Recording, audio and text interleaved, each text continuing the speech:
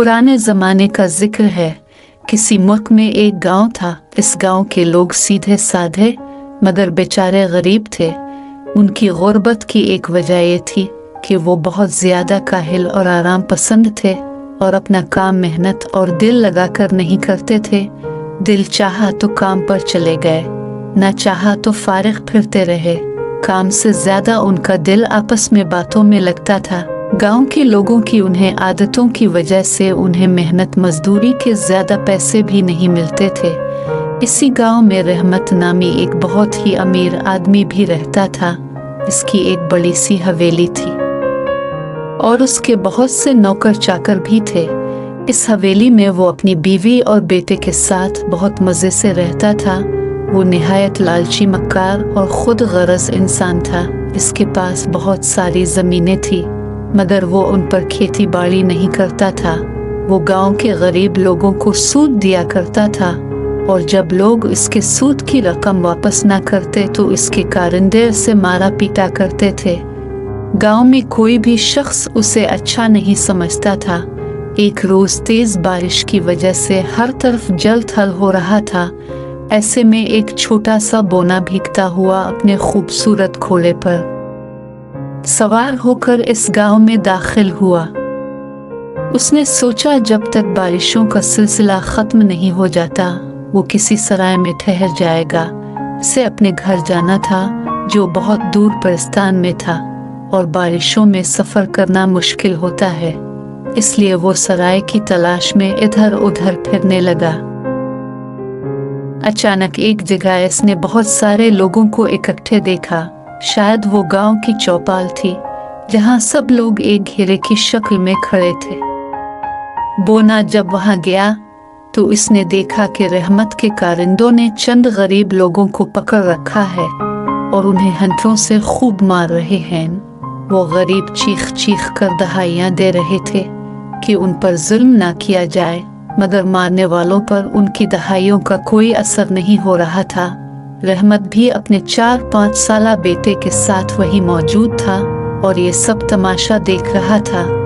बोना ये मंजर देखकर फौरन अपने घोड़े से उतरा और आगे बढ़ता चला गया। रहमत ने इसे देखा तो बोला, वो बोने तो यहाँ क्या लेने आया है, यहाँ से चला जा वरना लोगों के पाँव तले कुचल कर मारा जाएगा।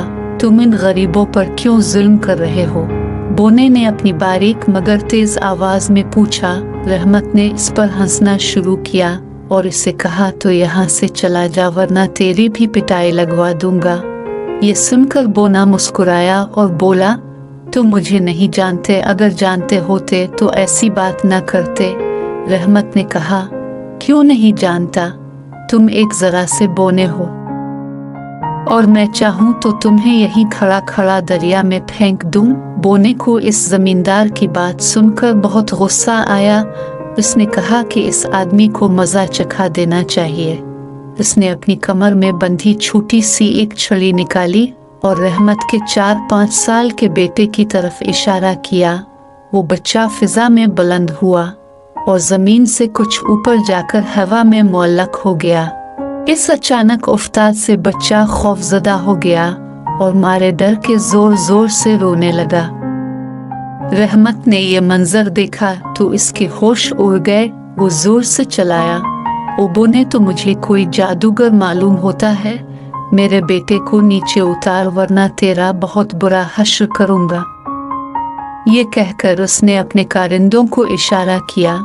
उसके कारिंदों के दिल पर बोने की दहशत सवार हो गई थी। वो अपनी जगह से टस से मिस न हुए, बल्कि उन्होंने अपने हंटर भी जमीन पर फेंक दिए। इनमें से एक ने कहा, ये बोना कोई जादूगर है, हम तुम्हारे कहने से इस पर हाथ नहीं उठाएंगे। उसने गुस्से में आकर हमें कुत्ता बिल्ली बना दिया तो हम क्या करेंगे?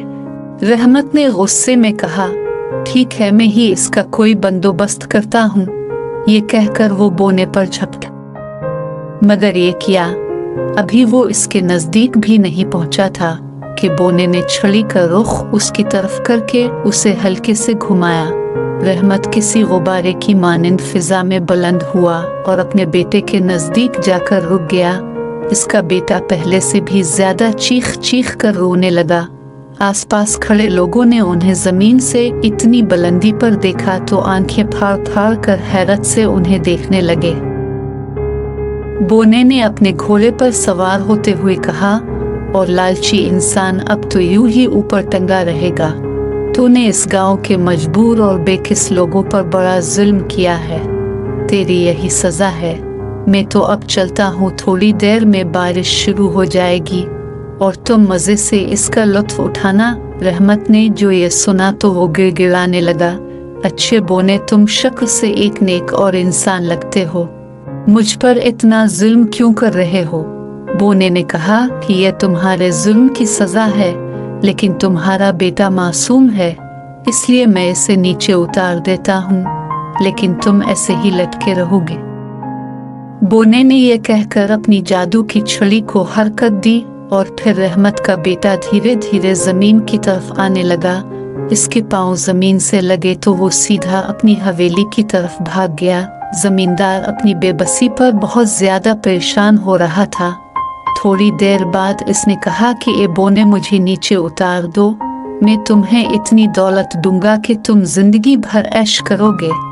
बोने ने कहा, मुझे ऐसी दौलत नहीं चाहिए जो तुमने गरीबों का खून चूस कर और उनकी बद्दुआएं लेकर जमा की है। ये कहते हुए बोने ने जमीन पर पड़े हंटरों की तरफ छड़ी से इशारा किया। सारे हंटर जमीन से उठे और रहमत के कारिंदों पर बरसने लगे, जो कुछ देर पहले गरीब और बेकसूर लोगों को मार रहे थे। फिर उसने इस छड़ी का रुख रहमत की तरफ कर दिया और वो हंटर उसे भी मारने लगे। सारे गांव वाले ये सब देखकर खुशी से तालियां बजा रहे थे। इतने में रहमत की बीवी भागती हुई आई और बोने के आगे हाथ जोड़ते हुए बोली, खुदा के लिए मेरे शौहर पर इतना जुल्म मत करो, इसे माफ कर दो। इतनी मार खाने के बाद जमींदार भी इससे मुआफी मांगने लगा। बोने ने इस शर्त पर उसे मुआफ किया कि आइंदा के बाद वो लोगों पर जुल्म नहीं करेगा और न ही उन्हें सूद पर कर्ज देगा। रहमत ने गांव वालों का सारा सूद उन्हें वापस कर दिया। गांव वालों को भी अपनी गलती का एहसास हो चुका था। बोने ने उन्हें कहा कि अगर वो मेहनत करेंगे तो वो भी कामयाब हो सकते हैं। उन्होंने बोने से वादा किया कि वो आइंदा मेहनत करेंगे और किसी से कर्ज नहीं लेंगे।